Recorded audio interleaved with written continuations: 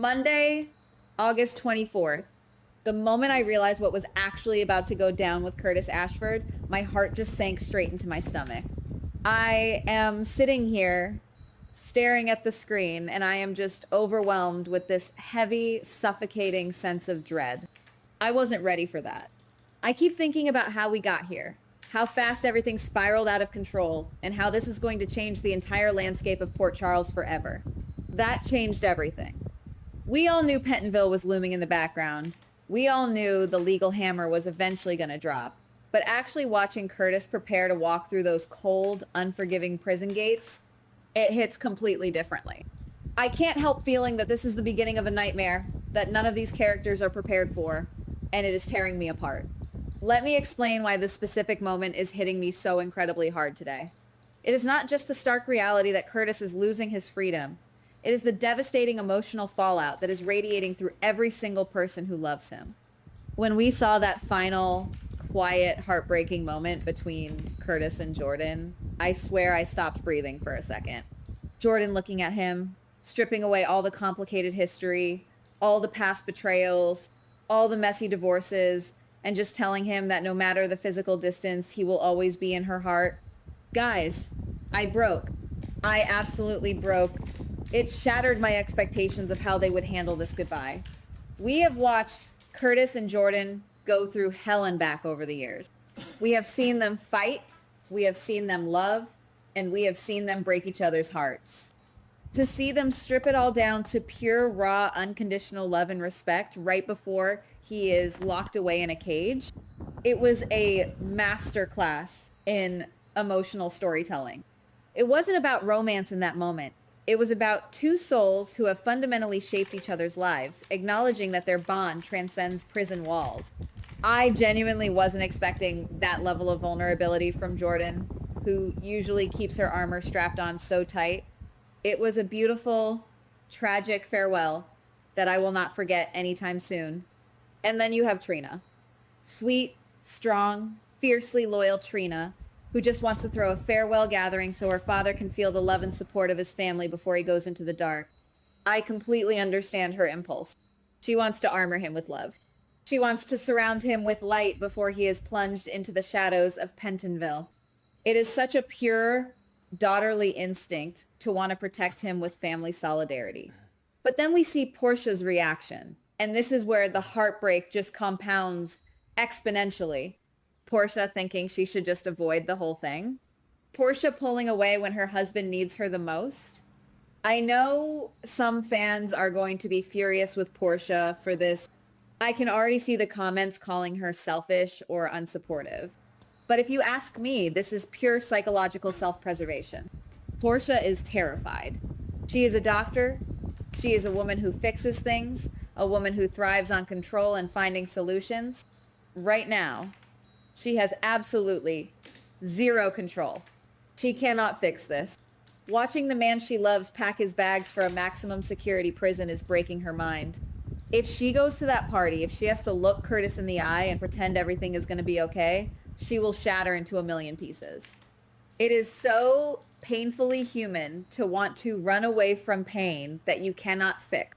But here is where I am completely torn, because I love this storyline, but something still bothers me so much. Let's start with what I love. I love that Ava Jerome is the one stepping up to be Portia's rock right now. I mean, who would have thought? Ava Jerome, of all people, standing by Portia, helping her navigate this crushing, suffocating helplessness of watching Curtis go to prison. It is such a beautiful, unexpected, and rich dynamic. Ava knows a thing or two about helplessness. Ava knows what it takes to survive the dark when the world turns against you. Seeing her support Portia, offering that gritty, cynical, survivor-level strength, might finally make Portia realize that Trina has a fierce, reliable circle of protectors around her. I am absolutely here for this friendship. Ava isn't offering toxic positivity. She is offering the cold, hard truth that they will survive this, and that is exactly what Portia needs to hear. But then we have Drew Kane. I have to admit, Every single time Drew pops up on my screen right now with this supposed reconciliation offer, I want to throw my remote at the television. I genuinely do not trust a single word coming out of his mouth. He is playing this reformed, cooperative, peaceful angle, but I am not buying it for a second. Maybe I'm being unfair, but I strongly suspect that Drew is just using this fake olive branch to get closer to Ava, and by extension, to continue his relentless crusade to take down Sonny Corinthos. It is manipulative, it is shady, and it completely undercuts the genuine emotional trauma that everyone else is dealing with right now. It frustrates me to no end because it feels like Drew is weaponizing other people's vulnerability. He knows Ava is distracted by helping Portia. He knows the alliances in Port Charles are shifting and fracturing under the weight of Curtis's sentencing. And he is buzzing around like a vulture, pretending to offer peace while his eyes are entirely focused on destroying Sonny. I keep screaming at my screen, telling Ava not to trust him. Ava is incredibly smart, but she is emotionally spread thin right now, and Drew is banking on that distraction. It is a highly dangerous game he is playing, and if Sonny finds out that Drew is using Ava as a pawn in this mob war, the fallout is going to be absolutely biblical. Which brings me to the absolute chaos that Sonny Corinthos is about to unleash. I understand why Sonny feels the need to reach out to Jen Sidwell inside Pentonville. I really do. Sonny is a mob boss. He sees a massive threat on the board, and his immediate instinct is to neutralize it, control it, or buy it. Offering Sidwell a deal, promising protection from the prison sharks so that Sidwell isn't touched by other inmates, in exchange for the keys and information to Sidwell's vast criminal network, is a classic textbook Sonny Corinthos maneuver. It is how he has survived this long. I still think that was a massive, catastrophic mistake. Sonny is operating under the dangerous delusion that Jen Sidwell is just another street-level thug who can be bought, intimidated, or reasoned with. But Sidwell is a completely different breed of monster. He isn't going to bow down to Sonny's prison connection. By trying to make a deal, Sonny has just shown Sidwell his cards, and he has practically guaranteed that Sidwell is going to retaliate. Sonny's arrogance here is astounding. He thinks he can pull the strings from the outside, but Sidwell is not going to submit. Sidwell is going to take that offer as a direct insult, and a man like him does not let insults slide. Sonny's hubris is going to get people hurt, and it makes me sick to my stomach watching him walk right into this trap. This leads me into the biggest internal struggle I am having right now as a fan. Part of me desperately wants to believe that with Sidwell behind bars, the worst of the nightmare is finally over for our characters. Laura Collins is out here tirelessly trying to pick up the broken pieces of her family, reaching out to Rocco for help to navigate the absolute mess involving Lulu and Charlotte's ongoing troubles. She is trying to stabilize her family, trying to bring some semblance of peace back to their lives. She is doing everything a matriarch should do. Another part of me hears that chilling, terrifying warning about a vindictive man, and my blood runs absolutely cold. I honestly can't decide if Laura is even remotely prepared for what is coming her way. The show is practically screaming at us that Sidwell's arrest was not the end of his influence. It was just a change of venue. Sidwell is still pulling the strings from his prison cell, and the realization that his reach extends far beyond Pentonville's concrete walls is utterly terrifying. The trauma involving Lulu and Charlotte is already so heavy, so deeply painful, and now they have this looming specter of Sidwell's revenge hanging over them like a dark cloud. I am so scared for Laura and her family because they have no idea that the monster isn't dead. He is just caged and angry.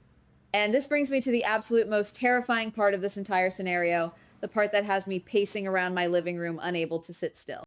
If Jen Sidwell is actually still calling the shots from inside Pentonville, and he is actively beefing with Sonny Corinthos because of that insulted deal, what happens when Curtis Ashford walks through those prison doors? Curtis is deeply connected to Sonny. He is deeply connected to Laura. He is the perfect, vulnerable target. I am calling it right now, guys. There is going to be a massive, brutal, life-altering brawl at Pentonville, and Curtis and Sidwell are going to tear each other apart. I can see it so clearly in my head, and I am terrified for Curtis. Curtis is going to walk into that prison trying to keep his head down, trying to survive his sentence day by day so he can eventually get back to Portia and Trina. He just wants to do his time and get out. But Sidwell is going to see a golden opportunity walking right into his domain. Sidwell is going to push him, provoke him, and try to use Curtis as a pawn to strike back at Sonny and Laura. And we all know Curtis Ashford. Curtis is not the kind of man who backs down from a bully, no matter the odds. When Sidwell pushes, Curtis is going to push back incredibly hard. It is going to be an absolute bloodbath. I genuinely fear for Curtis's life. He is going to realize within hours of arriving at Pentonville that Jen Sidwell is the single biggest threat to his survival. It won't be the corrupt guards. It won't be the random violent inmates. It will be this vindictive, calculating, ruthless monster who has nothing left to lose and an empire to protect. I am so scared that Curtis is going to be dragged into a deadly conspiracy the very second that iron cell door locks behind him. He just wanted to serve his time and go home, but the universe and Jen Sidwell has other, far more sinister plans. The tension is unbearable. We are watching two massive, explosive storylines collide in the worst possible place.